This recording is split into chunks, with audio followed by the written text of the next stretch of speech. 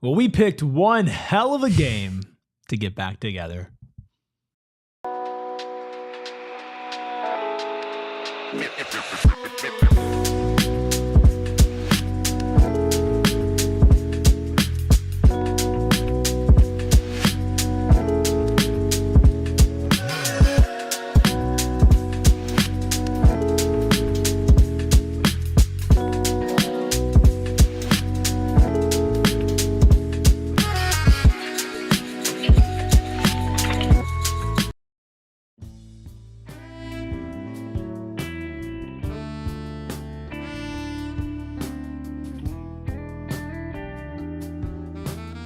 Well, everybody, it's your favorite time of the week. It's Tuesday therapy for Arizona State basketball here on the PHNX Sun Devils show. I am Anthony Totri, joined for the first time in a while by Senor Rubis. Wow. Professor Oates is back. Chicken Little has arrived. Welcome back, man. Oh, I'm glad to be back. I mean, I missed Bobby Ball. Yeah. Missed it. You know who didn't miss Bobby Ball? Who? Captain Redbeard behind the Mac, He's making always all around. of the magic happen. Guys, of course, we're coming to you live from Studio K, presented by Circle K. Join Inner Circle for free by downloading that Circle K app today. Terms and conditions apply at participating locations. Visit CircleK.com for details. Hit that like button. Oh, yeah. Hit the subscribe button. Subscribe. Drop a 5-star review wherever you get your podcast. If you don't do it for the game, do it for the sweet lost music that we have, which 6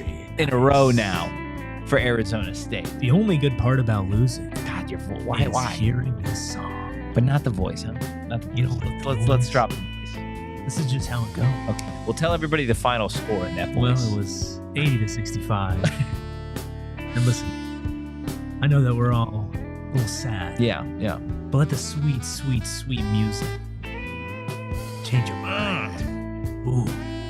Man, that's good. 6 Yo, in a was row. it good though? 6 in a row, 6 man. in a row losses kind of sucks, huh? 6 in a row, not good whatsoever. CJ Werner in the chat saying, one stop closer to a new basketball coach. BC, of course, dropping the Go Devils as always. And Dan Murphy saying props to Alston Mason and BJ Freeman. Of course, we're going to get into the individual players by the numbers. Got closing time, an update on some potential renovations for the home of your Arizona State Sun Devils, and so much more. Grab a snack, grab a drink, especially after this. Look, we don't discriminate when it comes to therapy. If you guys want to drink on this therapy session, that is totally okay. Arizona State basketball. Yeah. 80 to I mean, 65. that's the podcast 80 right to there, 65, dude. That's the show. 80 to 65. We could have just walked in here, genuinely. This is not a joke. I'm being dead serious. We could have walked in here and for 5 straight minutes gone, that's just Arizona State basketball, right? And you'd be like, yeah, when Arizona State basketball did the Arizona State basketball, it looked like Arizona State basketball. It did. Look, I don't want to rip on them too hard tonight. Houston's a really good team. Exactly. Like Houston is a really good team, but they still got in their own way. They did. There were certain obvious, look, there were some mistakes offensively, defensively that Arizona State made. But again, like things that you would expect to happen against the number 5 team in the nation. And again, a number 5 team that you could make an argument that maybe deserves to be ranked even higher. They're clearly the best team in this conference. They're fresh off a big win over the Arizona Wildcats, who are in the top 25. Obviously, they're climbing the ranks. Mm-hmm. This is a team in Houston that, again, you just have to tip your cap. They play wicked defense every single night for 2 halves. And offensively, they're fine just waiting and milking down that shot clock till they find the gap. Sure. And that's what they did to an Arizona State team that, again, had lost 5 in a row before this game. You know about the Adam Miller ejection in the game prior. Mm-hmm. Like, this is a team in Houston and Arizona State that are headed in completely 2 opposite directions right now. Yeah, you would expect Arizona State to lose this game, to be honest with you. And 80 to 65, obviously, as people are pointing out, the game was not that close. Not that close. They made it close at the end. They made it close at the end. Which, if you count 15, is close. Yeah, but in this game, you would count it as close. It's really tough, man. I feel for almost everybody on this team. It's just like awful positions to be put in. And Houston's a good team, man. I would expect you to lose to Houston, but it still felt like you saw a lot of undisciplined basketball. Like there's a difference between losing because the other team is just better than you, and also like getting in your own way as well. And before I guess we get into all of that, because it is a lot of the same patterns over and over and over again, there was some really good stuff tonight. And I think the best of that being the fact that you got some dynamic offensive output from a couple players. Yeah. But at the end of the day, Houston just suffocated you, and that's just what they do. Yeah. And they did it from the jump, dude. Like, I know there were some Arizona State fans on social media and whatever that were saying, hey, this could be the game that Arizona State gets their yearly upset, it's right? The game they needed. It's what Bobby Hurley does. He's due for one of these every single year. Yeah. The problem with that, though, is this is a team in Houston that, like, because of the way that they play defense, they don't get quote unquote upset, right? There are teams across college basketball that you see get upset because, hey, they're hot offensive juggernauts that sometimes go cold, right? Everybody has a shooting slump. Just ask Joe Sansanin, right?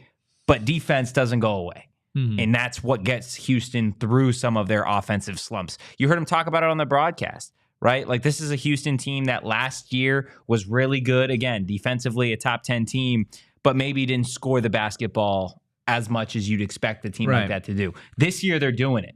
And you could see it. That's why they're the number one team in this conference. That's why they're already at 20 wins on the season. And that's why they came into DFA and they didn't have any trouble cruising past an Arizona State team that is just not ready to face this type of competition. No, but we thought they would be more ready. I think that's the frustrating part about all of it, is that when you see a player like Alston Mason put up 26, BJ Freeman had a hot and cold night. I mean, putting up 17 points is great, but also there were a couple pretty poor turnovers in there, some bad body language. Yeah, led the team in turnovers. Well. The body language, not to be Mr. Body Language Doctor, but it wasn't great tonight. Body Language Doctor, I mean, it got to the point where even the broadcast was bringing it up kind of consistently. And dude, they were beating up on it. Yeah, they were. Which is, first off, kind of ridiculous. Yeah, I know. I mean, it's ridiculous. I think they were. It is ridiculous. They were honestly, they were putting out things in the game. Tony, I'm curious. Did Arizona beat Houston? Last I checked, it was a big fat no. Right? I'm at the point where, like, I don't want anybody getting publicly dragged on a broadcast, right? But also, if you are complaining instead of getting back on defense, that's a problem. And if you're talking about a game, you're gonna bring that up. It's not just that singular possession. There was a lot of moments. Though? No, on the you don't think it was an offensive foul? No. Okay. I'm just curious. I'm just curious, man. I'm talking about the play where BJ Freeman didn't run back because he was asking for the ball and he didn't get the ball. Yeah. You know, there were a lot of moments where there was stuff like that happening, and I just, as a basketball team, you have to expect better from yourself. You do. You do. And at the end of the day, you got to play who's in front of you. Houston's a tough task, but we were saying, and you were saying, a lot of people were going, hey, this could be your only chance of saving this season, your only chance of making it to some sort of March Madness berth by having an incredible top 4 win, right? Yeah. You're at home. There are fans who are coming out and seeing you. You just announced the renovations to DFA. These are the type of games as well that Bobby Hurley teams have stepped up to the occasion in the past, right? They go into a game that they're not supposed to win. Whether it's, again, on the road against Kansas, right? Whatever it is, Bobby Hurley teams seem to pull off one miraculous upset a year. Yeah. And this felt like it could have been it. And not that you expect that of them, but you saw at the end, Houston can go on cold streaks. Like, Houston's not impossible to beat. It was a long shot, but they didn't give themselves the best chance. And you have to judge them on that, because they have been following trends that have been happening the entire season, and it just showed up again in a more crucial environment tonight. Yeah, I agree. And I think there's, again, the conversation that Bobby Hurley gets one of these every year, right? Where it's a UCLA or a whoever. This team isn't like those teams, right? Why? Those teams, I mean, statistically, go look at those teams, right? And again, go to those teams and point to the guy. Okay, but right? did we it's a conversation we've had before. Did we like, think this that team doesn't really about have this a team guy coming into it, though? I'm just asking. Going into the season, did you feel like we were going to be sitting here having the same problem? Yes, but going into this game, absolutely not. Going into a game where a team, again, I understand it when you could say, hey, I can go beat a UCLA team that has Jaime Jaquez and Tiger Campbell. I understand that. But when you look at this Houston team, top to bottom, you're not beating a team that plays defense like that. I don't care if you're playing at home, on the road, on the moon. It doesn't matter. Like, that team is going to beat the bad teams consistently. And that's what they did. They beat a team that maybe you don't even want to call bad, but just isn't as connected, right? You have to be so damn connected and in sync if you want to beat a defense like Houston. Yeah, and this team is not that. No. And we haven't seen, we saw it for spurts, right? There were a couple of possessions early that we saw basketball, right? We saw ball movement. We saw guys cutting in and out. Like, we actually saw what Arizona State can bring to the table potential-wise. Yeah. Houston plays defense for 40 minutes. We haven't seen Arizona State play offense in a full 40 minutes at any point this season, realistically. No. Listen, man, I wasn't here for the last couple of games. I was. I know. And there were a lot of things that happened that caught my eye. We were here. We're talking about being a connected team. I'm not going to harp on it too much. I know you covered it in great detail, but sounds like a team that's not listening to their coach. It sounds like a coach that can't get in touch with his team, because the body language from both the players and from Bobby tonight, like, it didn't feel like the fight was to go against Houston. It felt like the fight was being frustrated at each other. And I could be totally wrong. I could be reading it wrong. I'm not there. I wasn't even in the arena, right? I could be dead wrong, but I've watched a lot of basketball, and I've watched a lot of Bobby Hurley teams, right? And you mentioned those teams having that number one that helps put them over the edge to beat teams like Houston. LJ Cryer had a, I mean, he was the guy tonight. But what I'm saying is, those other Arizona State teams also had something else. A guy. Well, no, I'm not. Beyond the guy. They were connected. They felt like, as a team, like they had an idea. Like, even though maybe the offense wasn't as intricate as we would like, it still felt like as a team they had an identity. So I think something specifically with this season is highlighting the faults that have been in this program for a while now. But whether it's the collection of personalities, whether it's just the situation they're in and the tough basketball games that they're losing, a lot of their Big 12 losses, not tonight, but were by single digits, whatever it is, just something is not clicking here, right? And that's when you break down a problem with a game where you go up against Houston and you're trying to analyze a basketball team that's under 500. You're trying to analyze a basketball team that shouldn't really have a shot against the number 4 team in the nation. So you don't want to go in and treat them like they should.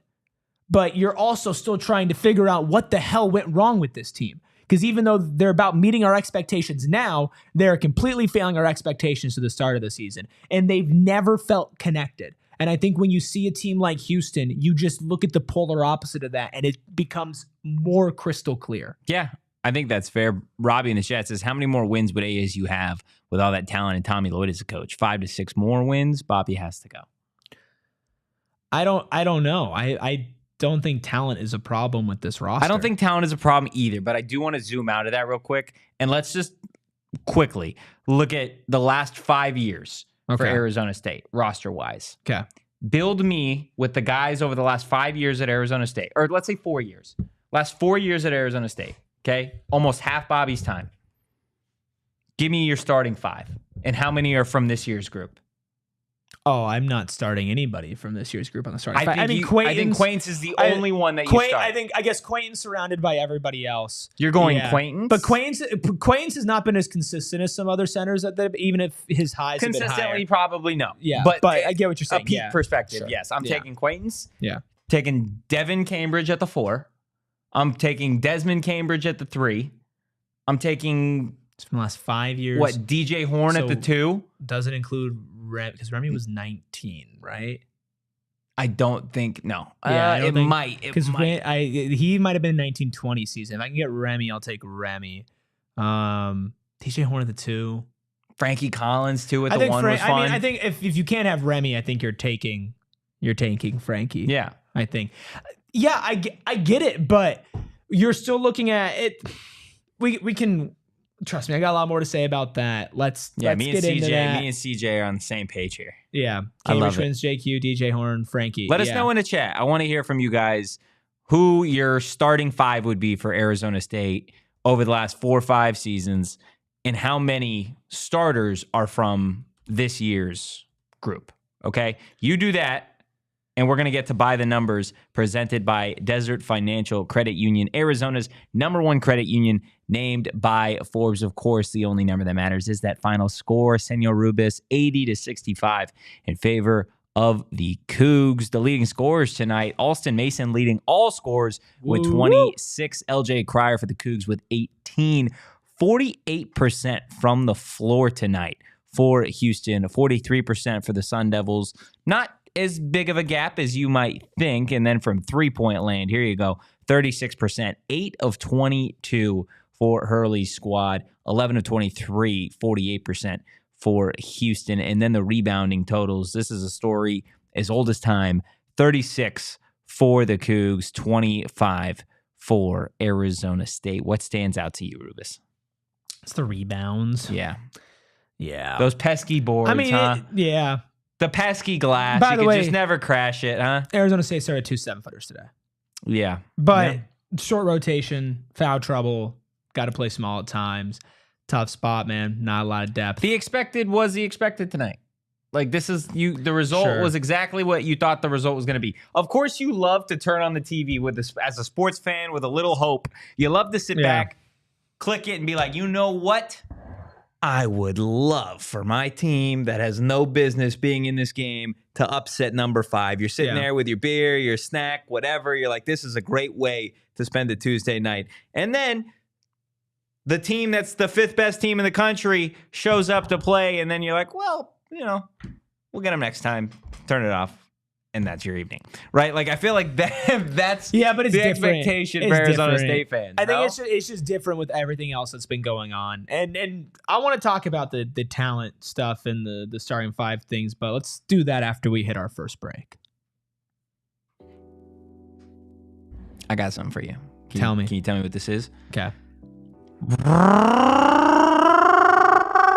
Do you know what's crazy? Is I did a car sound on Suns. No way. Today I did, yeah. I love that. But I didn't do that. I know what that is. That's for the Phoenix Raceway. Absolutely. But I went, which is like a little different. I love it. I love it. Thank you. Your Phoenix Raceway noise is awesome. Thank you. Guys, look. NASCAR returns to Phoenix Raceway March 7th through the 9th. Join them as the all-stars of NASCAR. Battle it out for the Shriners Children's 500 at Phoenix Raceway. There's nothing like witnessing the stars of NASCAR battle 200 miles per hour on this 1-mile oval raceway in the foothills of the Estrella Mountains. The weather is getting better. It is beautiful outside. Take the kids, take the whole family, take some friends, take a date.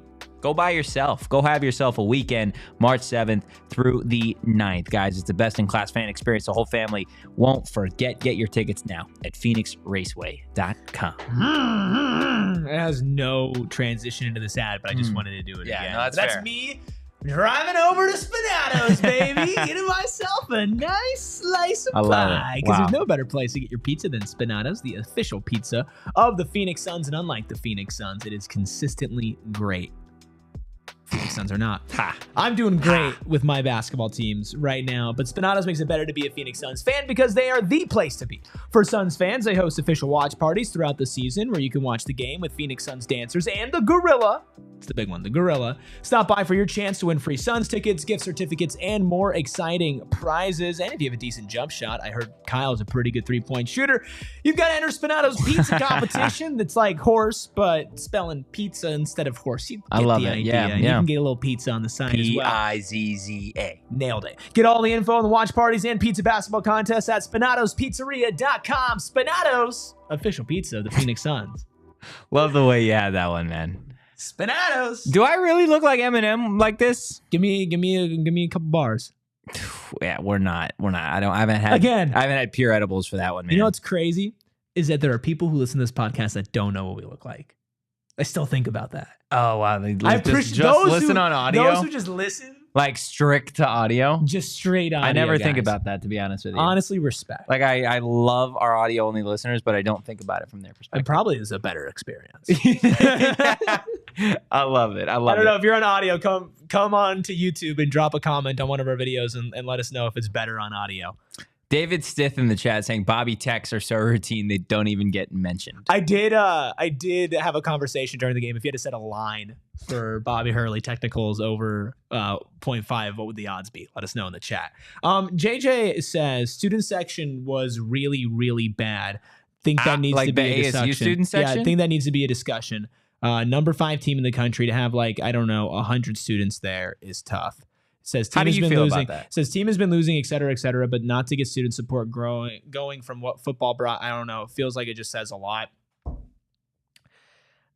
Listen, it sucks. And what part exactly? It sucks the fact on both ways. It sucks that the team hasn't been good enough to draw the fan support, but it also sucks that student fan support. It is wish-washy. It is wish-washy. But it's always been wish-washy. Yeah, and it's been that way with football too, right? And we are spoiled with football this year, and I think football opened up a lot of our eyes to what this fan base could be. But at the end of the day, it's a Tuesday night in the middle of February, and if your team has not been playing well, and again doesn't have that identity, the opposite of well, it's hard to sell them too. Yeah. And like you mentioned, people know what to expect tonight, and when you know that, you're like, am I going to go watch ASU maybe get crushed? I don't know. It sucks because I think that fan support is huge. And if you're a student, it's free to go. It's not always going to be free to go. So take your chance when it's free to go. Support the guys, right? I have my problems with how Bobby Hurley coaches and the direction this program is heading in, but I wish him nothing but the best. And when we went to the U of A game, I was screaming for my Devs. Yeah. And screaming for Bobby Hurley to rip his tie off. I want them all to succeed. God, what a vibe that was, huh? Why it makes me upset, Fun right? First half. So I think, I'm still encouraging fans and students to show up, but football showed it's more about the product. It's always been about the product. There was also an ASU softball game going on at the same exact time. So I don't know what the fan attendance looked like there, but you have these things going on at the same time. Maybe that was split up just a bit. And maybe part of it is, like we've mentioned before, Graham Rossini's talking about renovations to DFA, making it a friendlier fan experience might play into that as well. There's a lot going into it. JJ says marketing for the school could help with that too. I mean, ASU football became its own marketing machine, right? Yeah, it was crazy. It was too good to ignore. So you don't really have to work on marketing that, and marketing it becomes a lot easier. You just put it in front of more people and you let the product speak for itself. You need to be promoting the fact that you have Jayden Quaintance, that you have a 5-star center you might see in the NBA someday. You need to, highlight the fact that you have a point guard like Alston Mason who can get hot, right? Yeah. You need to broadcast the fact that, you're playing the number 5 team in the country. There are a lot of things that go into this, and the number one thing is winning. Yeah. As much as all those things matter and they should be happening, the number one thing is you have to put a product out on the floor that people can, even if you don't win, expect to have a good time watching. And from what I've gathered on social media and from this chat, is that is not the general consensus leaving an Arizona State basketball game. And that hurts me, man. I hate that. Yeah, it's tough. But it's something that this program has always dealt with. And it's something that until you do what you're saying, until you put an actual product out there that wins and performs and produces, you can't expect people to show up, right? And I get there's differing opinions on those whole things. Part of the reason why Arizona State was able to beat certain teams at home on the road when Kansas came to town that one year, right? Or when UCLA and ASU went to triple overtime. The reason is, again, because fans they wanted to see those teams. They wanted to see Arizona State go up against, a UCLA or a Kansas, not only because you get to see how good and talented the opposition is, but because there's a part of you that feels like, hey, this team can win that game. Yeah, they might pull something off. Again, we already talked about it going into this game, that this is maybe, a matchup, regardless of any way you wanted to spin it, was going to be really, really difficult for Arizona State to pull off, right? In my eyes, I didn't see an upset happening in this one, again, just based off of the styles of play clashing. So that's something that you got to look at. You got to look into the fact that there were other ASU sports going on at this time. Again, it's a different night of the week. Normally, Arizona State's playing on a Wednesday night, not a Tuesday night. So again, there are little things that go into it. But again, I think the fan base in general, as it relates to Arizona State men's basketball, I think when it is the only thing going on in December, then I think, yes, fans have an obligation to go out there, support the team, non-con games, whatever, show up, show out. I don't hold the fan to it at this point in the season when it's Tuesday, February 18th. You know this team's not going dancing. ASU baseball's 4-0. ASU softball started out hot. ASU hockey is going to be a postseason team. Like, there's so many other Arizona State sports to go watch that at this point in the year, I don't like. I can't sit here and be like, oh, I don't. I blame them for not doing it when there's all these other things going on. You can only be at one place at one time. Yeah, you have to earn fan support. You absolutely do. And this fan base has shown that they can be earned, right? You put a winning product in front of people, and they will come. And they will come in bunches, and they will be loud, and they will be proud. And there are a lot that are still doing that. But there is a big portion of the fan base that, listen, you got to put a winner.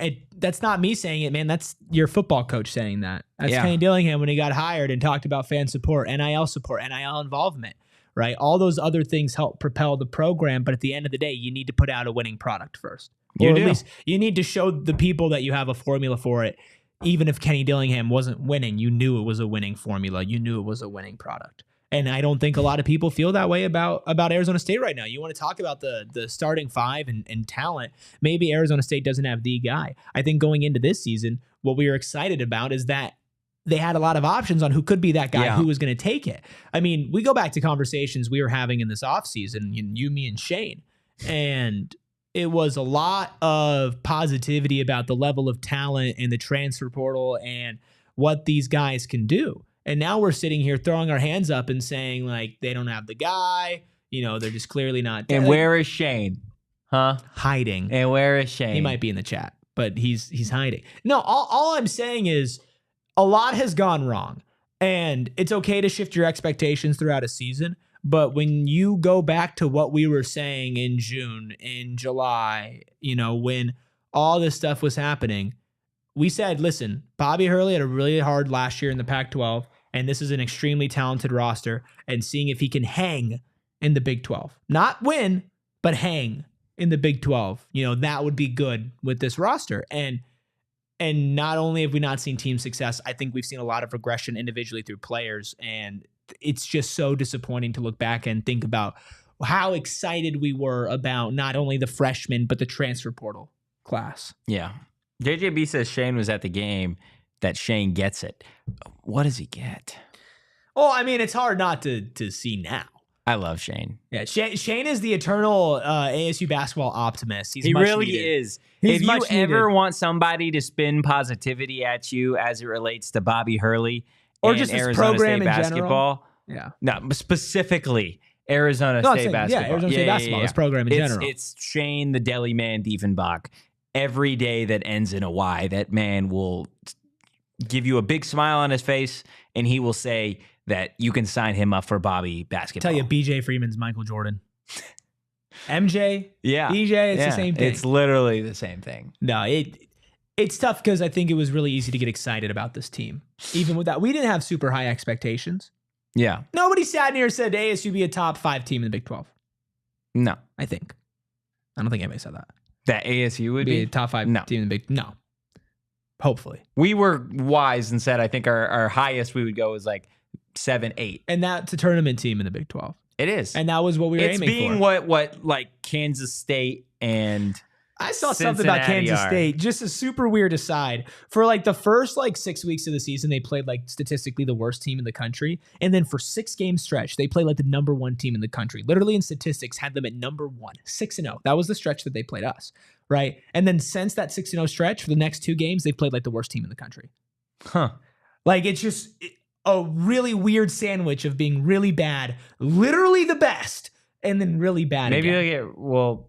we see him again soon. So either you're going to get the best team in the country in Kansas State or the worst team in the country. Yeah, you never know. You could see the switch right literally, when... 15-0 and then yeah, bang! that 15-point deficit, and then boom, they turned into the best team in the country. Man. That was during your vacation. It's tough. Remember when you were on vacation? I do. Wasn't that fun? God, I miss it. You shaved your head? I missed it. I miss it so much. It was so fun. We got more ASU ball to talk. We do. We haven't given out bottle service. We haven't given out bottle service. We haven't talked about the renovations. Haven't done aftertaste. Haven't done the Bobby board. Of course, we still have closing time. We have a lot to get to. But we have a lot to get to. So we need to take a break? Yeah. Yeah. If you're trying to get to the game tonight, another car maybe noise. You're trying to get around to that's a good idea. Well, here's the thing. That's not exactly how an all-electric Jaguar I-Pace sounds, and that's exactly what a Waymo is. Yeah. It's an emission-free experience for the riders. It literally is kind of like a spaceship. It's funny you say that because Waymo has over 40 million miles of real-world driving experience. That's enough to drive to the moon and back 80 times. So you know it because it's just that impressive. And that's only going up and up and up. And that's because you can take a Waymo to spring training, take it to a Suns game downtown, take it to DFA once it gets renovated, or beforehand too if you're feeling saucy. Listen, Waymo is awesome. 150,000 trips per week across San Francisco, Los Angeles, and Phoenix. The first ever company to serve a fully autonomous ride with no human behind the wheel in 2015. And again, all electric, a zero emission experience. Download the Waymo One app and drive today. Wow. I love that. Third time you made that noise a lot today during an ad read. Yeah.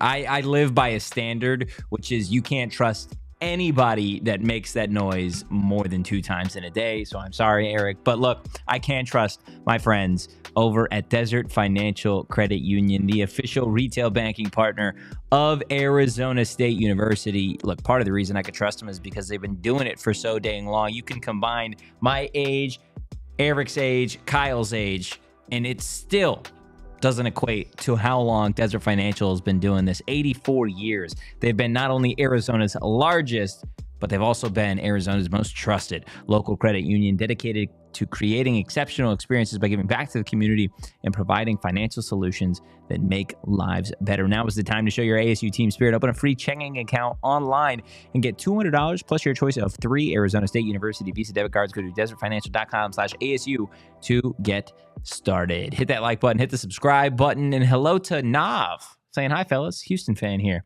Congrats on the dub. Not so good for Arizona State. Got a good team. Got a good coach. Got a very good team. There was one guy that I'd say got the best of Houston, and that's the guy getting bottle service tonight. Of course, that means we are talking about the one, the only, Alston Mason. Oh, he's glowing. 26 big ones. 8 of 9 from the floor, 3 boards on top of it. Alston Mason, Arizona State starting point guard, also went 6 of 7 from the charity stripe, 4 of 5 from 3. All in 33 minutes. Didn't play a full 40 burger tonight. What a game for him. Probably because this was like a 95-point game. Because he was able, but also because, hey, I didn't have to play for 40 minutes. Look what Alston Mason could do when he can breathe. And I really enjoyed to talk about some actual basketball here, which, whew, God forbid. No, I'm saying, by the way, don't feel too bad. It happens to everyone. That's such a cold line to drop in like a YouTube channel. I really hope we're like that in football now. God, dude. It's just a systematic such a cold bar. Nah, man. I liked a lot of off-ball movement from Alston Mason today. I don't know if that was personally implemented, team implemented, whatever it was, especially a couple like out of timeout, sideline out of bounds plays where he made a backdoor cut and a really good pass, which there was not a ton of tonight, but there was on that play. I really enjoyed his off-ball movement. Really just looked to score tonight. Only 1 assist. Part of that was that not a lot of other people could hit a shot, and they needed him to only miss 1 shot, and it was from 3, and only miss 1 free throw in 33 minutes and put up 26 points against the type of defense like Houston. The size on Houston with how tiny Alston Mason is. I mean, that's a really tough task. And again, it's so hard to even get excited about that because I would love to see him be put in a position to do this more consistently. I think Alston Mason's the type of player that can play on most teams in college basketball, and we're lucky enough to have him as our starting point guard. And you would just think, in theory, that you could find a way to utilize him better, but he just gets worn to the ground tonight. Big change. Great game. I think part of what's impressive about what Alston Mason did tonight is you look at the performances of the other guards on the team, right? Or you look at even a BJ Freeman, who I know scored 17 points, wasn't as efficient as Alston Mason was, but you saw the way Houston was doubling right, in doing some of these traps, not only on BJ Freeman, but on Josan Sannon as well, and just how much space they would give up trying to either get around the trap or to try and find somebody that was open. Alston Mason, I felt like, was very decisive, whether he was, as soon as he saw an extra defender, he was either splitting, he was passing it quickly, or he was driving to the hoop. Like, this guy was, again, 26 points. Now you can add, a little sprinkles to that based off of what he did in the last 4 minutes of this game, when you could say it didn't really matter, but still hooping. You'll take it. Absolutely. Against, again, a team in Houston that we already said plays for 40 minutes, right? This is not you getting, quote unquote, just like charity from the Cougs. Yeah, they were still trying to play. They were still playing defense, again, I like what Alston Mason can do. I don't care if he put up the shot to the end. He hit some pretty difficult shots. And he hit some pretty difficult shots beforehand as well. Good player. Really good player. Really good I don't know how player. much eligibility he has. Alston Mason? Yeah. Why don't you look at that real quick? Is he out of eligibility? Potentially. Because I'm going to be honest with you, like, he's one of the players on this roster that if he could come back, I'd like to see him. CJ in the chat. He's a true senior. So tragic. Yeah. CJ saying Houston's defense is literally Bobby's worst nightmare with how they play screens. Yeah, it's no bueno for Arizona State's offense. Again, there were moments, there were parts they had some good in the ball first movement half moments that, again, looked like it was basketball. Like, there was a lot of good movement. There were good looks, good shots, which is something that, again, when it comes to Arizona State early in games, sometimes you can question the shot selection. Yeah. Tonight, I felt like, yes, were there still some points where it's like, hey, why are we taking the shot? There were a lot of those. Absolutely. But I think tonight, and maybe I just noticed it more, but it felt like a very clear point of emphasis to take better shots. Now, did it work? Not necessarily, right? Because we can give all the love in the world to Alston Mason for 26 and BJ Freeman for 17, combining for 43 of ASU's 65 points. But you look at the rest of the starters, right? Jayden Quaintance, 0 of 2 from the floor. Adam Miller, 2 of 7 from the floor, 6 points. You look at Sean Phillips, 5 points, 1 of 2 from the floor, right? And then you go to the bench, which is something that we didn't really get into and by the numbers. I mean, dude. But the bench for Houston scored 22 points. The bench for Arizona State scored 11, and Bashir came off the bench with 6. He was 2 of 5. Amir Ali had 5. He was 1 of 4. Yeah, no points for Josan Sannon. Listen, there were some better looks tonight. I'm not trying to be that guy who just rains on everybody's parade. Like, I'm really not. I'm just telling you what I see, and it really frustrates me what's going on with Josan Sannon. How on earth do you go from what we saw at the beginning of the season with this kid against good teams in big spots, shooting consistently well, to, I mean, you can basically expect a damn near nothing from him on the offensive end. You can expect a donut at this point. What the hell happened? I don't know. Because I can tell you what I see. I see really bad shot selection, and you have to ask yourself, is that a him thing? Is that a coaching thing? Well, it's a little bit of both.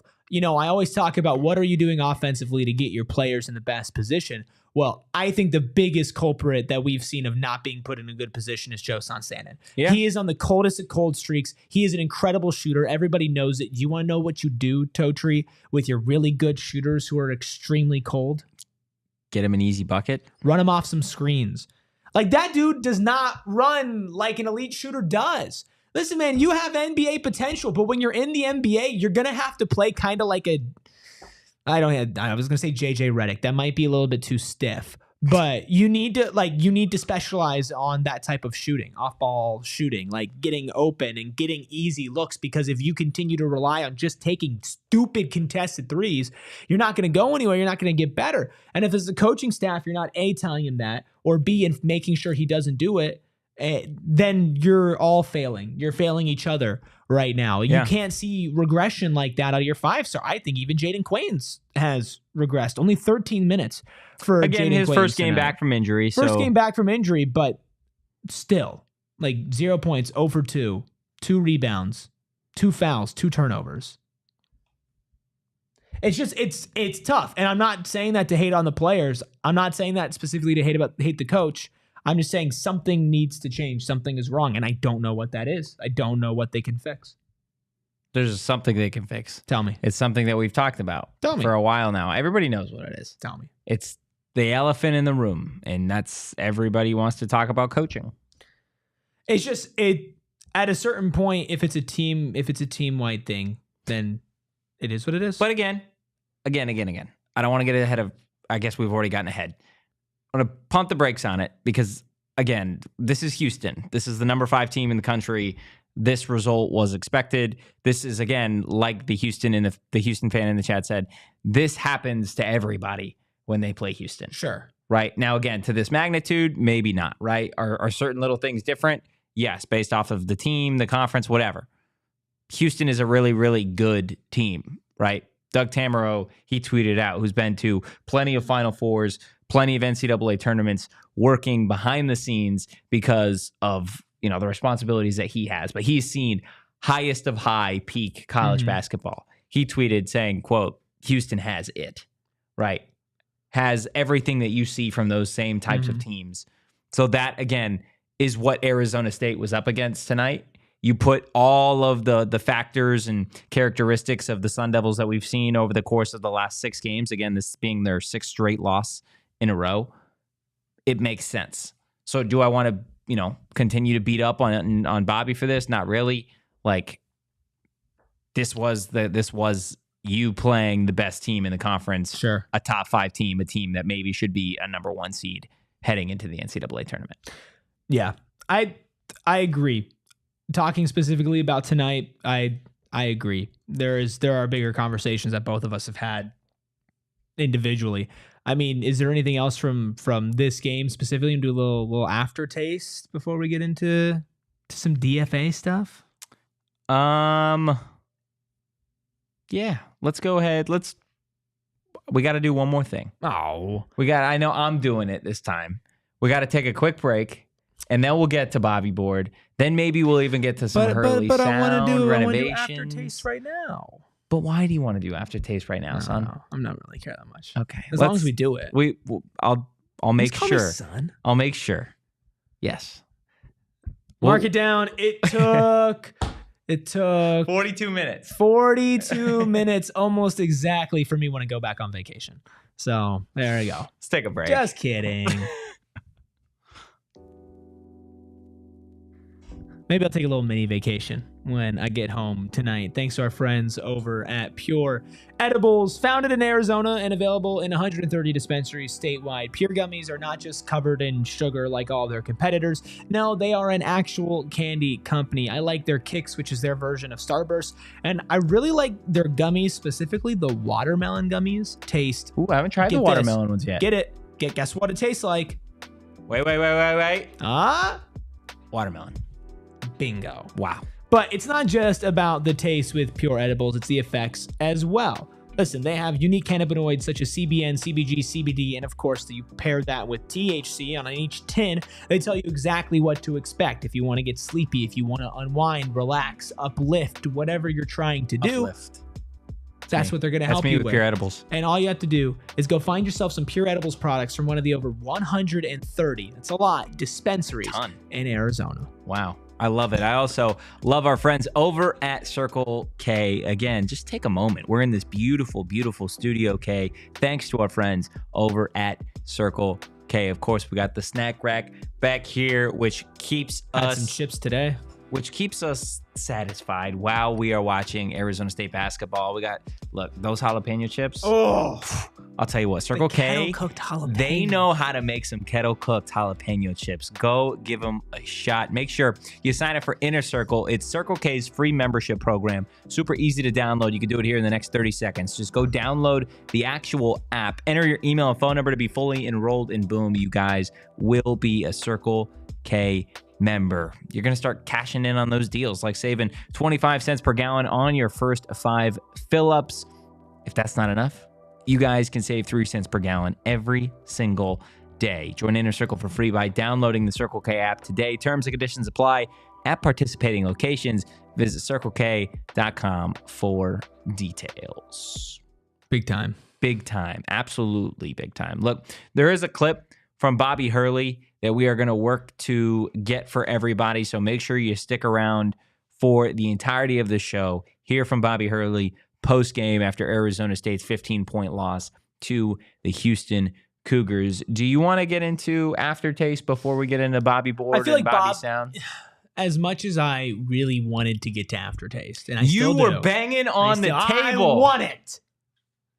Maybe the Bobby Board as an appetizer will help us figure out what exactly the aftertaste is. Okay, I think we can do that. Can we do that, Captain Redbeard? Let's go ahead and toss up the Bobby Board for a little bit. It's been a minute since Arizona State has gotten a win. I believe, quick math here, Erik, tell me if I'm wrong. Arizona State has lost, 11 of their last 13 games at this point? You want me to do math? Well, if you have it off the top of your head. The last 13 games. Out of the last 13 games, I believe they have won 2, being Colorado and West Virginia. Yep, out of the last 13. Not good. Out of the last 15, they've won 3. Out of the last 17, they've won 4. And then you got Kansas State, BYU. BYU, by the way, beat Kansas up and down the court tonight. Utah, a team that is wildly confusing as of late. Go look what Utah has been up to in this conference. Also, I think they've been really weird. I think they also beat Kansas. I think they got a dub. They're 15-11. Did they play tonight? They beat Kansas State. They beat Kansas at home. They beat Kansas, but they lost to Cincinnati. They lost to West Virginia. Of course, they beat Colorado, but then they lost to Oklahoma State. Barely beat Cincinnati. Lost to Baylor, lost to Houston, beat BYU. Really, really strange. And then you have Arizona and Texas Tech. Tech lost tonight in a stunner to TCU. TCU surprisingly really, really good at home. Something I didn't realize, that they had some crazy stat in their last 7 games at home against AP top 10 teams. TCU has won 6 of them. It's pretty crazy. And I think the one they lost was this year against AP top 10. They lost to 12 Kansas at home. Well, there you go. Look, there are no easy games in this. And when we were sitting at that point right before Cincinnati, West Virginia, Iowa State, right before that, they lost to UCF, Baylor, and Kansas, and we're like, what do they need to do to save this season? And we said you needed to win a lot, 3 or 4. You had to win the Kansas State game that you lost, and the Oklahoma State game that you lost, and the TCU game that you lost. And you had to win one of the Tech games. You had to win one of the Tech, Houston, Arizona games that you've played already, that you've lost all of those. So those are all losses. 0-2 right now. So you're just done. And so now you look at Kansas State, who again, hot and cold, BYU, Utah. I mean, there is no path to the tournament unless they're not going to be a favorite in any of these Big 12. No, they're not going to be a favorite. And to be honest with you, the games that they would have to win, which would be the next 3 straight, what are the odds of them you'd going have to win all 3-0? 5. You'd have to. I don't think they're going to be favored in any of those games. How many wins? Maybe 1. Who? Either Kansas State or Utah. I think they beat Kansas State and lose out. Where's the Utah game? Is that at home, or is it at Utah? I think that's going to be maybe a little important. That's at Arizona State. At Arizona State? Yeah, that's at Arizona State. I'm looking at from the Utah side of it. No, that's at Utah. Oh, wait. Oh, there you go. Whoops. You had a 50-50 shot. You guessed wrong. Yeah. I love it. Took a bad shot. But we're in agreement. 1-4 probably is what we're looking at. Yeah, you're just trying to find something. They can, BC, they totally could lose out. Let us know in the chat what you guys think Arizona State's final record is going to be, or just how many are they going to win out of these next 5 games. While you do that, we're going to go ahead and kick it to some sound from Bobby Hurley. This is what he had to say post-game, I guess, about a meeting that he had with some players. I usually would take a lot more time and just maybe dive into some of the reasons that we didn't win. Sometimes it's very simple. It's like, hey, they outplayed us. They were better than us tonight, and there was not a lot that we could do in this game tonight to have a legitimate chance of beating this team. And that's just the reality of that's what I felt. So I didn't think it needed a lot of commentary after the game. He is not saying the right things. Even if you believe that, even if you believe that, Totri, if your coach believes that, that's not. Because guess what? If you have that energy now, you have that energy going into it. And if you have that energy going into it, players are going to feed off of that too.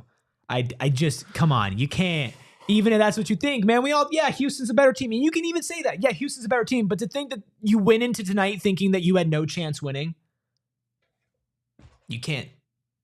Can we play that again? I want to play that one more time. Maybe I misinterpreted. I usually would take a lot more time and just, maybe dive into some of the reasons that we didn't win. Sometimes it's very simple. It's like, hey, they outplayed us. They were better than us tonight, and there was not a lot that we could do in this game tonight to have a legitimate chance of beating this team. And that's just the reality of that's what I felt. So I didn't think it needed a lot of commentary after the game. Yeah, you heard it. You heard it right. Imagine you're 18 years old, okay? And you're about to play the number 4 team in the country. 5 team in the country. Probably going to be number 4 because, they're going to give them a lot of credit for this one. You're about to play the number 5 team in the country. And your coach is like, you know what, guys? Not a lot of ways we can win this game. So we don't even really need to talk about it. Have a legitimate chance. They even have a legitimate chance to win this game. Imagine, okay, even if they didn't say it before the game, imagine you're after the game and you go on social media and you're flooded with hearing your head coach say there's nothing we can do. It is what it is. I'm sorry, man. Even if you feel that way as the adult in the room, you can't say that. You can't do that, man. Like that is the type of stuff that if this is the final year for Bobby Hurley, or if you do stick around or whatever, if you don't turn this program around from the direction that it's heading, that's going to be one of the things that people remember. Since when have you ever heard Bobby Hurley say, like, we basically had no chance? A guy whose team has won games that they had 99% chance to lose. Like, it's just, man. It's interesting. It's deflating. But it's deflating. Is it any more deflating than you already are? Probably not. No, but it's different when it comes from a coach, and I hold him to a higher standard. And he knows that. He knows that's not. He knows he shouldn't be saying that. Like, seriously, man. Again, we all agree Houston was the better team. Yes. But he's not wrong, though. No, I agree. It's different between wrong and right. I agree. You and I have been doing this. Like I agree with you. Covered sports for a long time. I agree. Listened to a lot of press conferences. I have listened to a lot of coach speak, and I will give them crap sometimes for lying. He's telling the truth. But there's a time and a place. And if I felt or thought that this would be the type of team that would respond well to that or that could channel that, I'd feel differently. But there's no reason for me to believe that, man. That soundbite, that upsets me as somebody who cares if this team wins. Like that soundbite upsets me. Yeah, I have some questions about it, is all. I've got some questions that I'm going to do some digging to see if I can get the answer to. I don't want to be saying the things that I'm saying. Genuinely, I wish that I didn't feel the way that I feel right now. I would not get up here and say these things if I didn't feel like it was warranted. And I don't see a world where a head coach saying that, or what he said after the TCU game, I don't see a world where saying that publicly to the media helps anybody. Anybody. I don't see it, and I don't personally like that. That's my opinion. I'm not the head coach. I'm not Bobby Hurley. I don't run the program. I don't make decisions, and maybe they all feel differently, and that's their prerogative. Me, that didn't like that. Yeah, not ideal. If I'm in high school, if I'm in the transfer portal and Bobby Hurley is recruiting me, that's going to show up on my timeline. Yeah, that's a tough thing to beat, man. I got no other way to put it. He willingly said that. He did. That was not a gotcha quote. Maybe it's out of context. I don't think so. Jordan Ham is very upfront. Everybody who covers ASU, like, there are not people on this beat that really be doing that. And no, Bobby the tweet seemed was very, very self-contained and like, this is all that I really have to say. It was not taken out of context. He said, this was the tweet from Jordan Ham. Bobby Hurley had a quick post-game meeting with his team before getting over to his media availability. In his eyes, the result was relatively straightforward. Yeah, it was straightforward. You can even say that, right? You can say 80% of what he said. And I know he gave Kelvin Sampson credit. And I get it. And you should. And Houston's great. And you probably should have lost this game. Bobby, I agree with you on all fronts. I do not agree on you getting up in front of the media when your team is collapsing. Your program is crumbling, it feels like. There was, according to people who were at the game, less than 100 students there, right? We've seen that the student section can turn up. We've seen the on-court product. We've seen the complaints with it. We've seen the freshmen regress. We've seen transfers regress. You've had fights. You've had suspensions. You've had technicals. You've had ejections. And now we're adding post-game press conference comments to the list. I don't care if this was a neutral program, like if this wasn't even a program that I cared about and I saw this happening at Akron, I'd be like, what is up? What is going on? Akron, what do you man? mean? I've never said Akron. What it was Troy. It was Troy, man. Troy. You pick on the Akron. Why do you pick on schools that don't deserve to be picked on? I'm not picking on It's like picking on Pluto, dude. I'm It's already been through enough, you know? I'm just saying, if I saw that anywhere else, I'd be saying the Toledo. same thing. Yeah. Yes. Yeah. Yes.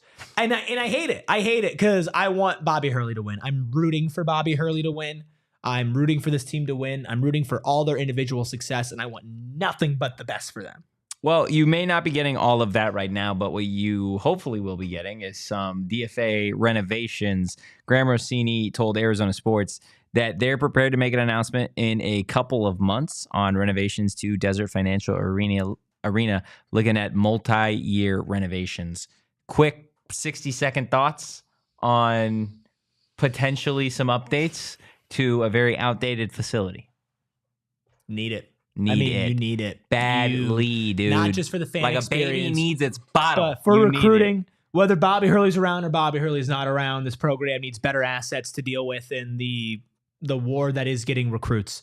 And every little bit matters. And if you can't be a university that throws massive bags at basketball players, you need to make them want to play here. Yeah. And you need a better arena. You need a better facility. It needs it. Get it done as soon as possible. Absolutely. This is something that, again, when Graham Rossini was named the athletic director at Arizona State, it's something that was on the top of my list. I think a lot of Arizona State fans, supporters, donors wanted to know where DFA was headed, where the basketball programs in general were headed. And I think regardless of each program's success or lack thereof in the first year of this conference, you do have that shining light at the end of the tunnel, and it being some multi-year renovations, at least to a place that Arizona State fans have been begging and pleading for a long time. Yeah. Now you finally are going to get the answer to that call. It's obviously going to take some time, right? Graham Rossini saying multi-year renovations, but you hope by that time Arizona State's got a foothold in the and Big not 12. Just for for this program, but for the women's basketball program that's also in desperate need of a revamp. Volleyball's been absolutely killing They've been killing it too. Like you can turn. You saw what Mullet has done as far as having a great environment to attract players and to attract other sports and stuff going on in there. Whether it's the Valley Suns, I believe ASU Wrestling does things in Mullet as well. If you can add a DFA in there, that can not only just uplift your basketball programs, it can uplift all the other programs that could be going in there.